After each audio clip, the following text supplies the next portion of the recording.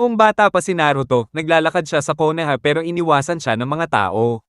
Gutom na siya, kaso kulang ang pera niya para makakain sa Ramen Ichiraku, kaya umuwi na lang siya. Habang naglalakad, nadaanan niya si Sasuke. Narinig ni Sasuke ang mga matatanda na pinag-uusapan si Naruto na parang siya raw ang may kinalaman sa pagkamatay ng 4th Hokage. Sa bahay, nagmumukmak si Naruto. Umalis siya at nag-training sa gubat. Gutom pa rin siya, kaya namitas siya ng kabute at nanghuli ng isda sa sapa. Niluto niya ito sa bonfire at habang kumakain, may lumapit sa kanyang matanda, si Hiruzen, na di niya alam na 3rd Hokage pala.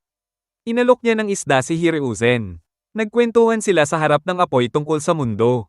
Kinabukasan, nag-iisip si Naruto tungkol sa sinabi ni Hiruzen na malaki ang mundo at hindi umiikot sa isang tao lang. Si Neji naman, nagte-training ng taijutsu kasama ang tatay niyang si Hisashi. Pinatigil siya ni Hisashi kahit gusto pa ni Neji magpatuloy. Tinanong ni Neji ang tungkol sa pinsan niya. Sabi ni Hisashi, babae yon at mas bata ng 1 taon kay Neji. Sinimulan niyang ipaliwanag ang role ni Neji bilang isang hyuga. Nag-spar si Neji at Hinata. Sabi ni Hinata, ayaw niya talaga ng taijutsu, pero sabi ni Neji, mahalaga ang role niya bilang tagapagmana ng Hyuga clan. Sa libing ni Hisashi, ramdam ni Hinata ang lungkot ni Neji. Umalis si Hinata at naglakad-lakad. Na-meet niya si Naruto at inihatid siya pauwi. Pagkaalis ni Naruto, dumating si Hisashi at sinimulang turuan si Hinata tungkol sa clan nila. Ang batang Sasuke ay nilapitan si Itachi para turuan siya ng Shuriken Jutsu. Sabi ni Itachi, busy siya, at pinayuhan si Sasuke na tanungin na lang si papa nila. Akala ni Sasuke, ayaw sa kanya ni Itachi kaya laging sinasabing busy. Pinabulaanan ni Itachi yon, tinapak siya sa noo, at sinabi na kapag day off ng mga magulang nila, baka may time na siya para kay Sasuke. Sa hapunan, tinanong ni Sasuke kung kailan ang day off. Sabi ng magulang nila, bibisita sila sa pamilya ni Makoto. Inalok nilang isama si Sasuke. At nagulat sila nang malaman na sinabi ni Itachi na tuturuan niya ito. Kinabukasan, nagturo si Itachi kay Sasuke ng tamang pag-throw ng kanay. Kinagabihan, si Itachi ang nagluto ng dinner nila. Natulog sila sa labas. Kinaumagahan, dumating sina Fugaku at Makoto at nadatnan si Sasuke na mag-isang tulog sa labas, umalis na si Itachi at may ginawa. Si Sakura naman, batang-bata pa, tumatakbo sa gubat. Napunta siya sa parang secret hideout niya, may mga bulaklak at palamuti. Tumingin siya sa salamin. Iniisip ang buhok niya. Sa hapunan, sinabi ng tatay niya na baka dapat gupitin ang bangs niya. Sabi ng nanay niya, baka may dahilan si Sakura kung bakit ayaw niya ipagupit. Kinabukasan, habang namumulot ng bulaklak, nilapitan siya ni Ino. Binigyan siya ni Ino ng ribbon para atali buhok niya. Naiilang si Sakura na ipakita noo niya, pero sabi ni Ino, kaya raw siya tinutukso kasi tinatago niya ito. Sinabi ni Sakura sa parents niya na may friend na siya. Dinala niya si Ino sa hideout niya. Inayos ni Ino ang mga bulaklak. Tapos, nagkwento si Sakura tungkol sa crush niya kay Sasuke at ang chismis na type daw ni Sasuke yung mga long hair. Bigla na lang umalis si Ino. Habang kasama ang ibang girls, itinanggi ni Ino na magkaibigan sila ni Sakura. Sinubukan ni Sakura kausapin si Sasuke, pero deadma siya. Kaya nagsimulang mag-training si Sakura, habang si Naruto, nanonood lang sa gilid. Noong baby pa si Gaara, nanaginip siya tungkol sa mama niya at umiyak kasi wala ito. Bata pa rin sila noon ni Konkuro at Temari, naglalaro sila sa sandbox. Si Gaara, gamit ang sand powers niya, gumagawa ng sobrang detalyadong sand art. Umorder si Konkuro ng sand food sculpture, kaya ginawa siya ni Gaara, na inis si Temari kasi parang gutom na siya lalo. Tinawag ng tatay nila sina Konkuro at Temari. Yung mga villagers na nanunood mula sa malayo, takot kay Gaara. May naghagis pa ng bato sa kanya. Pero na-block ng sand shield niya. Sa ilalim ng pagmamatsyag ni Rosa, tatay nila, inatake si Gaara ng kanay pero walang effect. Sa gabi, nagtanong si Gaara kay Yashamaru kung bakit nagugutom ang mga tao. Sabi ni Yashamaru, siguro para ma-enjoy ang masarap na pagkain. Habang naglalaro ulit si Gaara sa buhangin, tinanong niya kung bakit asul ang langit. Sabi ni Yashamaru, para may tinitingala raw tayo. Agree si Gaara, kasi nakakagaan nga raw ng loob tumingin sa langit. Tinanong ni Gaara kung bakit hindi siya inaantok at bakit wala siyang nanay. Hindi diretsong sinagot ni Yashamaru. Gusto sana ni Konkuro at Temari makipaglaro kay Gaara pero pinigilan sila ng tatay nila. Dumating si Yashamaru may dalang lunch, napansin ni Gaara na kamukha ito ng mama niya. Sa academy naman, chill lang si Shikamaru sa klase tapos tinapat niya si Choji gamit ang lapis para gisingin. Nabatukan ni Iruka si Choji dahil sa pagtulog. Alam ni Choji na si Shikamaru may pakana, kaya binato niya ng box si Shikamaru. Nagreklamo si Naruto kasi naiinggayan siya habang natutulog din. Pinatayo silang tatlo sa hallway. Nag-share si Choji ng snacks sa kanila. Pagbalik ni Iruka, tulog silang tatlo habang nakatayo. Ginulat sila ni Iruka para magising. Later, humingi si Choji ng pera kay Shikamaru para makabili ng snacks ulit.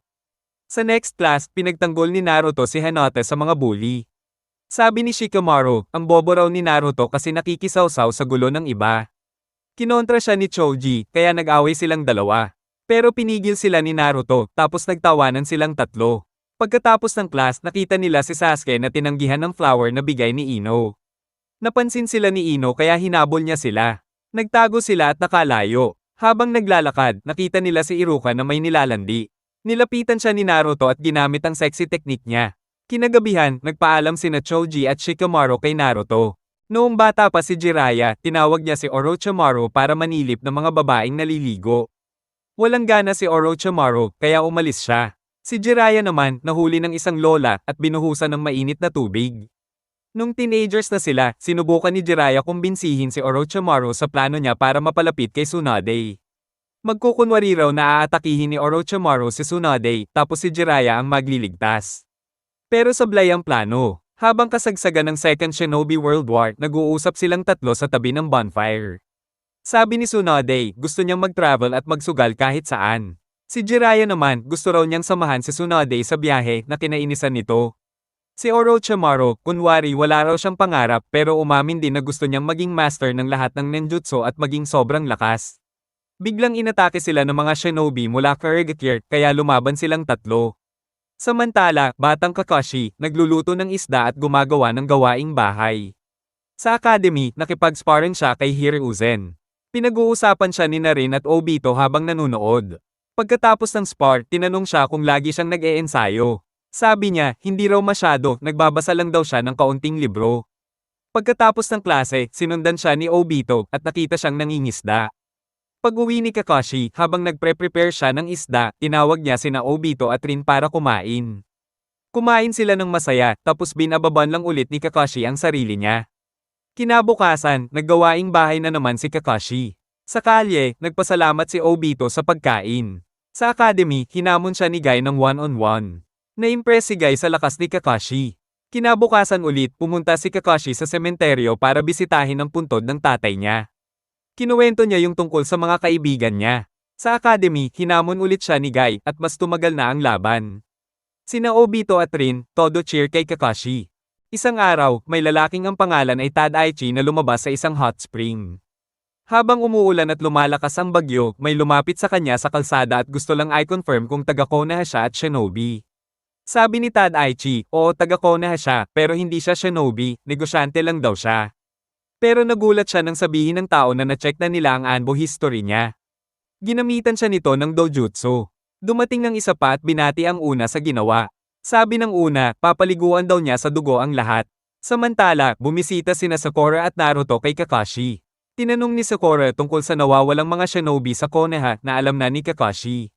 Biglang may sumabog malapit sa isa sa mga gate ng Konoha. Tumakbo agad sina Naruto at Sakura papunta roon. May 5 taong umatake sa mga security personnel sa gate. Dumating sina Ino, Shikamaru at Choji. Nakilala ni Ino si Tadaichi, isa raw siyang suki sa Yamanaka Flowers at hindi niya raw kayang ipagkanulo ang Konoha. Tinamaan si Tadaichi ng shuriken. Pero wala siyang naramdamang sakit tapos bigla siyang lumobo. Gumawa ng clone si Naruto at inilayo ang mga guard mula kay Tadaichi bago ito sumabog. Nadamay ng kaunti sa pagsabog ang 4 pang kalaban pero tumuloy pa rin silang pumasok sa village at nagsimulang lumobo din. Sabi ni Shikamaru, palakihin ni Choji ang sarili niya at gamitin ang butterfly wings niya para iwagayway ang pagsabog. Tumulong si Naruto gamit ang Rasengan. May mga bagong kalaban na lumitaw, mas kontrolado. Napansin ni Sakura na nagiging dahilan ng pagsabog ang mga sugat nila. Dumating si Hinata, at nang malaman ng sitwasyon, sinabi niyang walang nagpapakawala ng genjutsu malapit pero may kakaibang chakra sa loob ng mga kalaban. Ginamit ni Shikamaru ang shadow jutsu niya para mapigil sila at inatake ni Hinata ang chakra network nila para matalo ng hindi sumasabog. Tinangka ni Sakura na alisin ang genjutsu pero hindi niya magawa. Kaya nagdesisyon si Kakashi na ipa-analyze ito kay Sasuke gamit ang Sharingan niya. Pinotos niya si Sai para abisuhan si Sasuke. Sa ibang lugar, naalala ni Sasuke ang journey niya habang pinapakain ng mga pas ang gala. May nakita siyang inkhok mula kay Sai. Binuksan niya ang scroll at naging mensahe ang ibon. Nakarinig siya ng pagsabog sa malapit at nakita niya ang parehong klaseng controlled people na sumasabog pag nasusugatan. Sa isang baryong inatake, may dalawang shinobi na tumulong sa matandang si Io. Akala ni Io na kalaban si Sasuke, kaya pinaatake siya kina Chino at Naoaki. Ginamitan ni Sasuke ng fire release ang water release ni Chino at naiwasan ang mga weapon na may wind release ni Naoaki. Tumawid ang mga kalaban sa water wall ni Chino pero pinatigil sila ni Sasuke gamit ang Sharingan. Nabigla si Chino. Tinanong ni Sasuke kung sino ang inaakala ni Io na siya pero tumanggi si Io na magsalita. Pinaliwanag ni Chino na dati silang shinobi ni Naoaki pero ngayon ay mga Wonder Young performers na lang. Gusto ni Io na tingnan ang anak niyang si Amino. Sa loob ng shelter, may genjutsu din si Amino kaya nilalayuan siya ng mga tao. Sinaksak niya ang sarili sa leeg at sumabog. Sumigaw si Io na hindi niya mapapatawad si Fashion tapos tumakbo siya sa apoy. Tinanong ni Sasuke ang isa sa mga taong napalaya niya mula sa genjutsu kung sino si Fashion. Sabi ng tao, si Fashion daw ang leader ng Lightning Group, isang grupo na nagnanakaw sa masasamang tao at ibinibigay sa mga nangangailangan. Nang traidorin sila umano ng Kurogakure, humingi sila ng tulong sa village pero tinanggihan sila dahil natatakot na maapektuhan. Tinangkang gamitin ni Sasuke ang genjutsu para makita ang memorya ng mga controlled na tao pero may pumipigil. Nakita niya ang isang pulang mata sa loob ng alaala. Hinala niya, ito ay isang Kekkei Genkei. Pinadalhan ni Sasuke ng mensahe ang Konoha tungkol sa sarili niyang encounter sa mga sumasabog na tao. Sa Konoha, dumalo si Sasuke sa memorial para sa mga namatay sa atake. Nakilala siya ni Chino at Naoaki at gusto nilang sumali sa investigasyon. Makulit si Chino kay Sasuke, panay tanong, kaya pinatigil siya ni Naoaki. Sabi ni Sasuke, hinahanap niya si Fashion at sigurado siyang gawa sa Kekkei Genkei ang mga sumasabog na tao. Pinangunahan ni Sasuke sila papunta sa isang kuweba kung saan nagbabantay si Yamato kay Orochimaru. Gusto makausap ni Sasuke si Orochimaru kasi baka may alam siya tungkol sa mga sumasabog. Pinayagan sila ni Yamato pumasok. Tinanong ni Sasuke si Orochimaru at sinabi nitong may Kekkei Genkei nga si Fashion at dating miyembro siya ng bodyguards ni Oyashiro, isang arm dealer. Sabi pa ni Orochimaru, mas tago pa ang hideout ni kaysa sa kanya pero may paraan siya para mapalabas ito. Dumating na rin ang Team Taka. Agad nagbangayan sina Karen at Chino dahil kay Sasuke. Bumalik si Orochimaru at sinabing sasama siya kay Sasuke papunta sa isang island para sa mayayaman. Kasi tiyak na pupunta roon si kung kagatin ang pain. Sumakay sila sa bangka. Habang nasa biyahe, pinag-uusapan ng Team Taka ang sitwasyon ni Sasuke. May usapan din si Orochimaru at Sasuke tungkol sa kalayaan nila na hindi sila dapat basta-basta malaya pero pinayagan kasi baka kailanganin sila kapag may sumulpot na bagong kalaban sa hinaharap. Pero ani Orochimaru, si Naruto hindi ganun mag-isip. Pagdating nila sa island, nandun ang Coliseum, isang labanan para sa mga mayayaman kung saan pinapalaban nila ang mga shinobi na bayad nila. Walang pake si Sasuke. Pero sabi ni Orochimaru, darating si kung may makitang shinobi na interesado siya, tulad ni Sasuke. Tinanong siya ni Chino kung bakit ayaw niya tumulong. Sabi niya, sa mata ng biktima, pare-pareho lang ang salarin at yung mga walang pake. Sa arena, pinakilala ng announcer si Futsu, shinobi ni Laking gulat ni Sasuke nang siya pala ang kalaban at empleyado raw siya ni Orochimaru. Paliwanag ni Orochimaru, mahilig si sa mga may Kekkei Genkei at laging naka-disguised kaya kung may tsansang makuha si Sasuke, tiyak na lalabas siya. Pumasok si Sasuke para lumaban. Si Futsu ay gumagamit ng boil release. Bago magsimula ang laban, biglang may nahulog na patron sa tabi ng entablado, napansin ni Sasuke na mukhang isa na naman itong sumasabog na tao. Ginamit ni Sasuke ang Sharingan para pigilan ng sumasabog na tao. Si Orochimaru, chill lang sa gilid, nag-iisip kung bakit ginagamit ni Sasuke ang Sharingan para magligtas. Si Oyashiro naman, pinapanood si Sasuke mula sa malayo, mukhang interesado. Marami pang audience ang nagsimulang magpakita ng signs na magiging pasabog din sila. Dumating si Yamato at sinabi kay Sasuke na hindi na nila mailigtas lahat kaya damage control na lang. Gumamit siya ng kahoy para i-trap ang isa sa mga pasabog. Si Orochimaru naman, pinigilan ng isang explosion gamit ang mga ahas niya. May naghagis ng kutsilyong may chakra kay Sasuke pero na-dodge niya yun. Sumabog ito sa sahig. Hinabol ni Sasuke ang umatake sa kanya pero bigla siyang lumiko para iligtas si Chino mula sa explosion. Nasyok si Chino sa ginawa ni Sasuke. Dumating din si Naoaki at si Yamato. Kumpirmado, same pasabog gang ito na umatake sa Konoha. Umalis si Yamato at sabi ni Orochimaru hindi na magtatagal si En Oyashiro sa gulo. Pero may staff sa Coliseum na nagsabi kay Orochimaru na gusto ni En makipag-meet kay Sasuke. Nagkita si En at si Sasuke pero parang wala silang bilib sa kanya. Tinanong ni Orochimaru kung bakit ang secretive na tao gaya ni En biglang nagpapakita. Sabi ni En, narinig na raw niya ang tungkol sa attack sa Konoha at baka si Sasuke talaga ang target dahil inatake rin siya sa Coliseum. Tinanong ni Sasuke si Fashion. Sabi ni En, nanalo raw siya kay Fashion sa Coliseum. Galing daw si Fashion sa Land of Water. Binenta dahil takot ang mga tao sa Kekkei Genkei nito. Pero si En, fan siya ng Kekkei Genkei dahil bihira at malakas. Isang araw, tumakas si Fashion kasama ang iba pang Kekkei Genkei users. Tinanong ni Sasuke kung may pulang mata si Fashion. Sagot ni En, isa raw sa mga kasama ni Fashion na tumakas ay galing Chino-ai clan at may Ketsuryugan.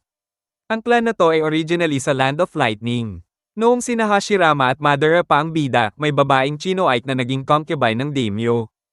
Nagselos ang asawa, namatay ang daimyo, tapos sinisi ang concubine. Dahil sa bad rep ng clan, pinalaya sila sa Valley of Hell. Ang nagbaba ng hatol? Ang Uchiha clan pa mismo, kasi kaya nilang tapatan ng Ketsuryugan gamit ang Sharingan. Napaisip si Sasuke kung alam to ni Itachi, pero wala raw alam si Orochimaru. Tinanong ni Sasuke kung nasaan ang Valley of Hell. Nasa Land of Hot Water daw sabi ni En. Medyo nagtataka si Orochimaru kung bakit biglang open box si En, pero sabi ni En kung dumami ang mga pasabog. Wala na raw bibili ng shinobi services niya. Lumarga sina Sasuke, Chino at Naoaki papuntang Land of Hot Water. Nakasalubong nila ang isang grupo ng pasabog gang pero pinatulog lang sila agad ni Sasuke. May isa pang umatake gamit ang kutsilyong may chakra pero nasalo ito ni Susanoo. Hinabol ni Sasuke ang attacker na naghahagis ng knives pero hindi pala chakra infused. Ginamit ni Sasuke ang isa sa mga kutsilyo para matapos ang habulan pero hindi pala si Fashion ang nahuli. Nilabanan siya gamit ang earth walls at mga rubber ball. Walang effort, tinapos ni Sasuke gamit ang Amaterasu. Pinatay niya agad ang apoy para i-check ang memories gamit ang Sharingan. At nalaman niyang si Naoaki pala si Fashion. Nagpakita na si Fashion at nag-transform sa totoong anyo niya. Sabi ni Sasuke, nahalata niya kasi pareho ang chakra blade na ginamit sa Bamboo Village. Gusto ni Sasuke na sabihin ni Fashion lahat ng alam niya. Si Fashion, chill lang, parang nag-challenge pa, tapos gumawa ng super lakas na buhawi. Iniiwasan ni Sasuke yung mga sumasabog na chakra blade habang palapit siya kay Fashion, pero mas pinalakas pa ni Fashion yung buhawi, naging typhoon level na. Kailangan pagamitin ni Sasuke ang complete body Susanoo para lang hatiin yung typhoon. Nagpa-level up pa si Fashion, mas malakas na typhoon pa. Pero biglang dispel si Sasuke ng Susanoo. Tapos sinamantala niya yung Eye of the Storm, walang hangin sa gitna, para makalapit at tamaan si Fashion ng Chidori. Tinry ni Sasuke basahin ang memories gamit Sharingan, pero nilabanan ulit ng Ketsuryugan. Kaya ginamit ni Sasuke ang Mangekyou Sharingan para makawala. Pero boom, wala na si Fashion. Nagpunta si Sasuke sa Valley of Hell, iniisip kung totoong tumira doon ng Chino-ai clan. Biglang nagpakita si Chino, oo daw, tumira nga sila roon. Kinuwento ni Chino ang hirap ng buhay nila doon. At paano siya naiwan mag-isa nung kanidnap siya ni En Oyashiro. Nung nabanggit niya ang pagka-lonely niya, naalala ni Sasuke sarili niya, pati si Naruto. Dahil interesado si Sasuke sa pinagdaanan ni Chino, pinakita ni Chino ang kwento niya gamit ang Ketsuryugan. Pilit siyang ginawang shinobi ni En Oyashiro. Nung nagising ang Ketsuryugan niya, pinilitan siyang lumaban sa Coliseum kung saan natalo niya si Fashion, kaya naging pag-aari na rin ni En si Fashion. Naging friends sila ni Fashion. Nag-usap sila tungkol sa Kekkei Genkei at nakaraan nila. One day, may nahanap silang old documents tungkol sa Chino-ai clan. Sabi ni Fashion, punta sila sa Valley of Hell para maghanap pa. Nagtipon sila ng mga gustong tumakas kay Oyashiro at nagtakas ang squad. Isang araw, dumpensa sila sa Bamboo Village at doon nagsimulang tawagin silang Lightning Group dahil tumutulong sila sa mga hirap na village. Tuwang-tuwa ang Kurogakure sa kanila noon pero kalaunan gusto na silang burahin. Humingi sila ng tulong sa mga village na natulungan nila, pero deadma, takot kasi sa retaliation ng Kurogakure. Dalawa sa tropa nila ang namatay, tapos umalis si Karyo, kaya silang dalawa na lang natira. Nakarating sila sa Valley of Hell pero walang familiar kay Chino. Lahat Blanca. Biglang inatake sila ng Kurogakure Shinobi, at sa laban, napa-explode ni Chino ang isa gamit Ketsuryugan. Dito na siya nag-declare ng revenge para sa Chino-ai clan. Tinanong ni Chino si Sasuke kung bakit pa siya lumalaban para sa Konoha. Sabi ni Sasuke, dahil kay Naruto. Di pa rin kumbinsido si Chino na pwede talagang magbago ang mundo, kaya sinabi niya kay Sasuke na patayin na lang siya. Biglang dumating si Fashion, sugatan, at sinabing kailangan munang patayin siya ni Sasuke bago makalapit kay Chino. Sabi ni Sasuke, malinaw na dapat naintindihan na ni Chino yung sinabi niya. Nakiusap si Chino kay Fashion na wag na siyang lumaban kasi di na niya kayang mawalan pa ng isa. Sabi ni Chino, sana hindi niya nalang nakilala si Sasuke sa Bamboo Village para tuloy pa rin galit niya. Pero ngayon, gusto na niyang makita yung mundo na pinaniwalaan ni Sasuke. Sa Konoha naman, gamit ang Byakugan ni Hinata, natapos ni Sakura alisin ang foreign chakra sa mga sumabog na tao. Nag-usap sila tungkol sa nahuli ng mga salarin at kung bakit wala si Sasuke sa oras na akala nilang darating siya. Sa kulungan, hinarap ni Kakashi sina Chino, Fashion, at Karyu. Umamin si Chino na siya ang may kagagawa ng lahat. Sabi ni Kakashi, gusto silang kuhanin ng Mizukage. Dumating si Mei kasama si Chojuro, at dahil kilala nila ang nakaraan ng grupo, gusto nilang tumulong ang tatlo sa Kurogekure bilang pambawi. Sa Coliseum, hinamon ni Sasuke lahat ng shinobi para makalaya silang lahat. Kinabahan si Chino kasi madaming shinobi na may Kekkei Genkei ang kalaban, pero kampante si Naruto na panalo si Sasuke. Tinalo ni Sasuke ang lahat. Tinanong siya ni Futsu kung anong mangyayari sa kanila. Sabi ni Sasuke, kukupkupin sila ng Kamogakure. Dumating si Raikage kasama sina Si, Daro, at iba pang shinobi. Dahil pinakamalapit ang Coliseum sa Kamogakure, pinilit ni Kakashi sa Raikage na sila ang may responsibilidad doon, pati ang pag-aresto sa lahat ng patrons ng Coliseum. Kwento ni AK Sasuke yung panahon na pinakiusapan siya ni Naruto na huwag siyang patayin, at masaya siyang nakinig siya. Samantala, si Inoue nakatakas sa pagkakaaresto at nakipagkita kay Orochimaru. Pinag-usapan nila ang Chino-ai clan. Inamin ni En na siya ay may Ketsuryugan, siya ang tatay ni Chino at siya rin ang pumatay sa buong clan. Nang makita niyang nasasaktan na si Chino sa buhay sa Coliseum, kinausap niya si Orochimaru para gamitin si Sasuke para pigilan ito. Nag-uusap si Naruto at Sakura tungkol kay Sasuke. Si Sasuke naman nakatanggap ng mensahe mula kay Naruto sa pamamagitan ng lawin.